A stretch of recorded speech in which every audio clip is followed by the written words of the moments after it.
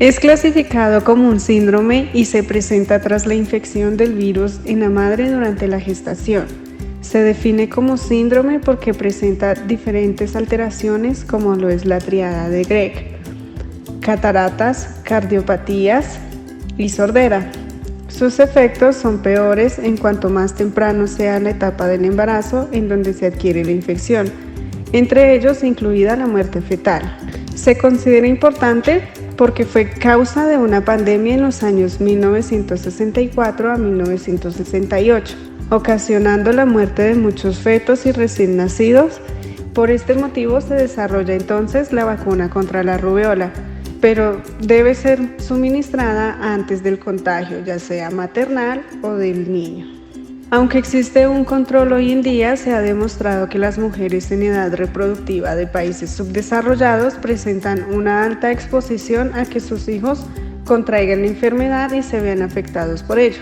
Una revisión global reciente sobre secuelas del síndrome de rubéola congénita, analizado con casos retrospectivos confirmados por laboratorio, muestra que el 60% de bebés tenían deficiencia de la capacidad auditiva, el 45% enfermedad cardíaca congénita, el 25% microcefalia, el 27% cataratas, el 23% bajo peso al nacer, es decir, menos de 2.500 gramos, el 19% hepatoesplenomegalia, el 13% retraso mental y el 10% meningoencefalitis.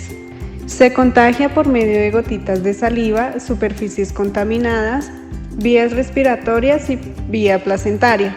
Su único reservorio es el humano. Es causado por un virus de tipo ARN de la familia Togaviridae.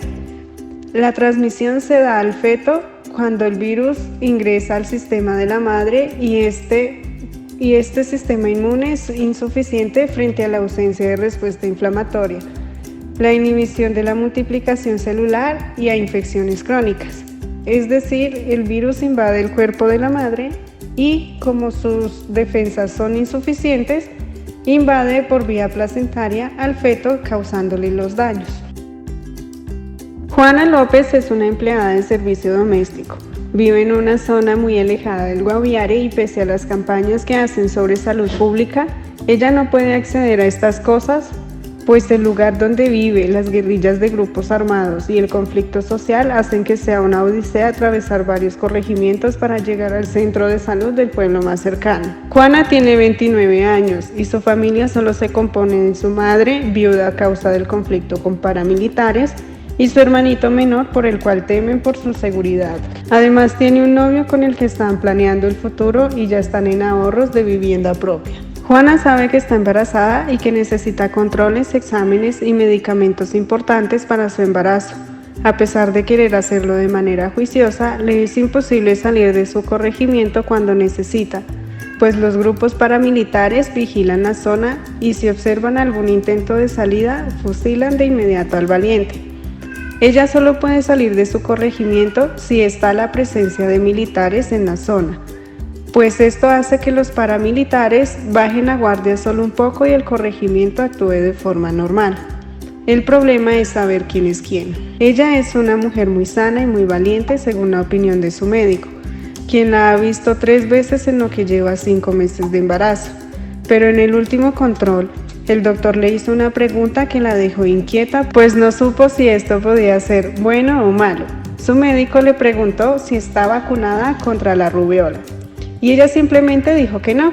El médico, con un gesto raro, le recomendó cuidarse de ello y hasta ahí fue la consulta. Juana no presentaba síntomas de nada y supuso entonces que era una pregunta normal, como todas las demás, y siguió con su rutina. Así siguió el resto de su embarazo y cuando llegó el día del parto, su bebito tenía exantemas por todo su cuerpo. Los doctores determinaron que debía hacer exámenes para descartar problemas severos y ordenaron pruebas serológicas para la madre y el neonato. Se diagnosticó entonces síndrome de rubéola congénita en el bebé y se suministró la medicación adecuada, que por lo general se usan inmunoglobulinas. Además, le dio la recomendación adecuada a la mamá, siguiendo el parámetro de que como su bebé se contagió después de la semana 20, los problemas con los que nacería se iban mitigando y que al final lo más probable era que pudiera presentar sordera. Por los otros inconvenientes no debería preocuparse, pues estos no iban a ser tan graves en su bebé. Dentro de los exámenes solicitados, el médico recomienda primero la evaluación diagnóstica por medio de la observación de la erupción cutánea que presenta la rubiola al verse similar a otras manchas, por lo cual entonces se recomienda uso de diagnóstico clínico para verificar si hay presencia del virus. Durante los exámenes prenatales se puede hacer el diagnóstico con sangre fetal para el reconocimiento de inmunoglobulina M específica. Antes de realizar las pruebas serológicas deberá confirmarse que no existe mezcla con la sangre materna. La prueba tiene su máximo rendimiento sobre la semana 22 de gestación. Un resultado negativo no descarta la infección y pueden obtenerse falsos negativos por existir bajas concentraciones de anticuerpos o por emplear técnicas poco sensibles. El uso del estudio del RNA en líquido amniótico o sangre fetal también es una posibilidad para el diagnóstico. También hay unos pasos para el diagnóstico postnatal si en el prenatal no se detectó ningún síntoma, como le pasó a Juana. Los criterios necesarios para clasificar un caso como de rubiola congénita son la detección de IgM específica en sangre de cordón en los primeros días de vida, mantenimiento o refuerzo de los títulos de IgG frente a virus de rubiola más allá de los 8 meses de vida, detección de ARN del virus en una muestra significativa del recién nacido. Los estudios de avidez de anticuerpos. En estos pacientes se producen resultados desconcertantes y contradictorios, ya que mantienen una baja avidez a pesar de su antigüedad. Este retardo en la maduración de avidez la demuestra la diferente calidad de la respuesta inmune en los niños. El momento había llegado. El hijo de Juana estaba por nacer. El doctor estaba preparando todo junto a su equipo médico. Fue una labor exhaustiva. Al transcurrir las horas, por fin el pequeño estaba en los brazos de su madre, pero el diagnóstico había continuado, pues el niño presentaba exantemas en su cuerpo. Al notar este aspecto en el neonato, el doctor inmediatamente solicitó una muestra de sangre proveniente del cordón umbilical, para descartar alguna enfermedad infecciosa proveniente del acrónimo TORCH. Sabía que posiblemente se trataría de rubeola. Al momento de solicitar dicho examen, el bacteriólogo le aconsejó que era muy pronto solicitar este tipo de prueba, ya que se podía generar una reacción cruzada con el virus B19 humano proveniente de la familia Parvoviridae. El doctor consideró la opinión, pero para él era importante diagnosticar lo más antes posible la enfermedad, de modo que solicitó en primera instancia pruebas serológicas para la madre, con el fin de determinar si se trataba del virus rubeola. Juana, necesitamos realizarte algunos estudios serológicos, ya que es posible que luego de tu última visita hayas contraído rubeola, lo cual es grave, porque previamente no estabas vacunada y eso compromete la salud de tu bebé. El doctor en ese momento consultó a Juana si había presentado algún tipo de síntomas, entre los que se incluyen afecciones respiratorias, episodios de fiebre o algún tipo de brote exantémico en la piel. La respuesta de Juana se mantuvo como negación, por lo que el doctor concluyó que podría tratarse de un caso asintomático y decidió, en primera instancia, remitirla al laboratorio clínico para análisis sanguíneos que puedan confirmar el diagnóstico. Tras la toma de muestras, el bacteriólogo procede a montar distintos exámenes para determinar la patología. En este momento, estamos procediendo a realizar una prueba de inhibición de hemoaglutinación. En una placa tenemos el virus de la rubeola. Luego vamos a adicionar una gota de sangre de Juana, junto con sus anticuerpos, con el fin de observar la reacción. En este caso, estamos viendo que hay una inhibición de la hemoaglutinación. Esto se debe a que los anticuerpos de Juana se unieron perfectamente al antígeno y no permitieron que los hematíes se aglutinaran, dice el bacteriólogo con el fin de documentar los procedimientos en la bitácora. Por otro lado, se realizó una ELISA en captura solicitada estrictamente por el doctor, ya que él sabe que Juana debió infectarse recientemente en el último trimestre, ya que su bebé no presenta sintomatología grave. En este momento haremos una ELISA de captura. Para ello dispondremos de una placa con varios pozos en los cuales estarán pegados anticuerpos contra inmunoglobulina M.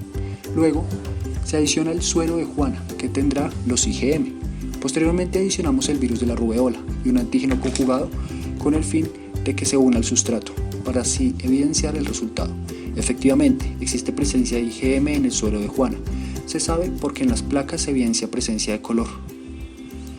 Al bacteriólogo solo le queda confirmar el diagnóstico por medio del test de avidez, para así saber en qué momento del tiempo transcurrido adquirió la enfermedad. Con el fin de confirmar este diagnóstico realizaremos el test de avidez. Para ello dispondremos de una placa con pozos, en la cual estará sujeta a la placa el antígeno de interés. Luego se adicionará los anticuerpos tipo G de Juana, con el fin de determinar si existe una alta fuerza de unión entre el virus y el anticuerpo. Posteriormente se adicionará urea, con el fin de desnaturalizar la reacción. Finalmente, el bacteriólogo concluye que adquirió la enfermedad en los últimos 2 meses, ya que el anticuerpo no presenta gran avidez con el virus de rubeola. Una vez confirmado el diagnóstico en Juana, se prosigue con el estudio del neonato, el cual está sujeto a diversos factores que condicionan la forma y el tiempo que es necesario para lograr una adecuada confirmación del posible diagnóstico. Para comenzar, se realizó la detección de IgM específico por medio de sangre de cordón umbilical. Esta prueba cuenta con un alto nivel de probabilidad de falsos positivos durante los primeros momentos al nacimiento, generados por reacciones cruzadas contra el parvovirus.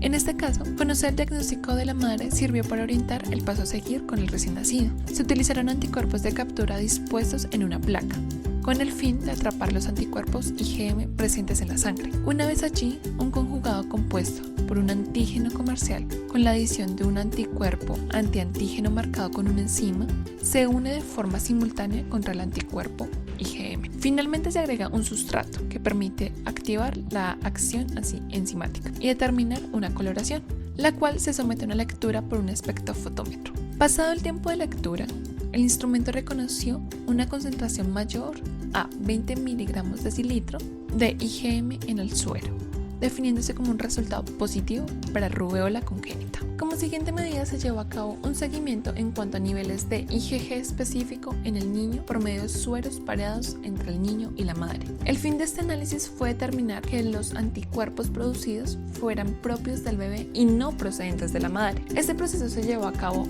a los 15 días de vida. Posteriormente, este tiempo se determinó que los títulos del bebé eran 4 veces mayor en comparación con los de la madre, concluyendo así que el bebé ha generado inmunoglobulinas tipo G contra el virus de la rubeola.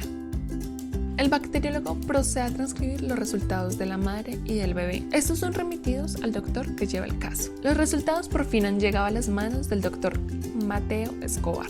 Él abre el sobre con los resultados, en presencia de Juana y su esposo. Evidentemente, Juana, en los últimos 2 meses de culminar tu embarazo, contrajiste el virus de la rubeola. Tal vez en algún momento tuviste contacto con superficies infectadas o quizás con familiares o conocidos que tuvieran el patógeno. Por suerte, querida Juana, tú y tu bebito no presentan cuadros clínicos de mayor complejidad, pero tratamiento en sí no hay. Por ello te pregunté si estabas inmunizada contra este tipo de patógeno, ya que el proceso prudente es que te hubieras vacunado antes de concebir al pequeño. Pero en este momento no importa. Lo importante es que tú te aísles para así no desencadenar un brote nuevo con este virus. En cuanto al niño, la situación es un poco más desfavorable. El otorrinolaringólogo determinó que tu hijo tiene una alteración en el conducto auditivo. En pocas palabras, su hijo tendrá un déficit auditivo. Por eso no es posible inclinarnos al micro-hear, es decir, a los audífonos hechos para ese tipo de enfermedades, sino que te aconsejo elegir los implantes cocleares y así aseguramos que su habilidad auditiva aumente un poco más. A Juana y su esposo les invadió la culpabilidad por no estar empapados ante el tema, pero lo importante es que el pequeño no sufrió de cataratas, microcefalia y persistencia al conducto arterioso, lo cual aumentaría su probabilidad de mortalidad y desencadenaría la tríada de Greca. La joven pareja de esposos tomó los consejos del doctor Mateo y asegurar la habilidad auditiva de su pequeño era el futuro para este.